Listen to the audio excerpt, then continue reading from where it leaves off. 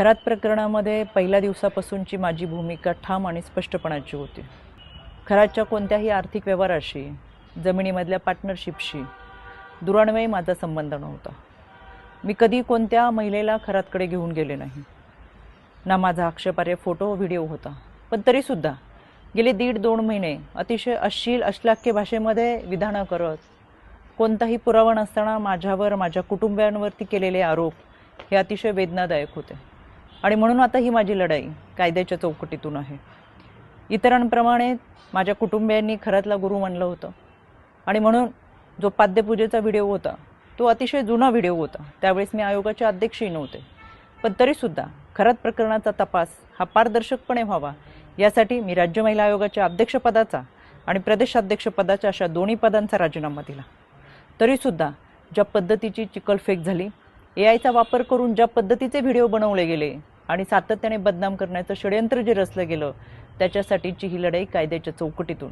आणि म्हणून आशा मिरगे या बाईने डिबेट शोमध्ये अतिशय असभ्य भाषेमध्ये जी विधानं केली, ती विधानं ऐकून तर मला आश्चर्याचा धक्काच बसला। आणि म्हणून मी 4 एप्रिलला पहिली नोटीस ही आशा मिरगेला पाठवली होती।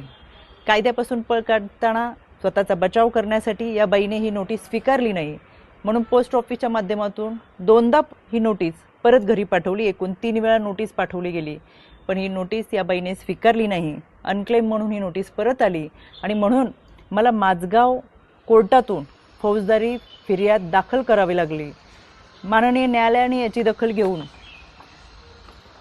आशा मिरगेला 2 जुलै 2026 रोजी सकाळी 11 वाजता कोर्टात हजर राहण्याची ऑर्डर काढलेली आहे। त्यावेळेस मी देखील हजर असेलच, कारण की हा लढा आता स्त्रीत्वाच्या सन्मानाचा आहे। यामध्ये आशा मिरगेप्रमाणेच इतर काही महिलांनी देखील कोणताही पुरावा नसताना अतिशय बेताल विधानं केली, सातत्याने बदनाम करण्याचा प्रयत्न केला, आरोप केले। कोणताही पुरावा त्या सादर करू शकला नाही। त्या सगळ्यांना 2 दिवसापूर्वी दिल्ली हायकोर्टातून नोटिसा पाठवलेल्या आहेत। दिल्ली हायकोर्टातसुद्धा मी उपस्थित राहणार आहे। हा लढा स्त्रीत्वाच्या सन्मानाचा, इथून पुढे कोणत्याही महिलेच्या चारित्र्यावरती शिंतोडे उडवले जाऊ नयेत यासाठी हा लढा आहे। आणि म्हणून खऱ्या अर्थानं हा महाराष्ट्र छत्रपती शिवरायांच्या विचारांचा महाराष्ट्र, जिजाऊ सावित्री अहिल्या रमाई भीमाईचा महाराष्ट्र।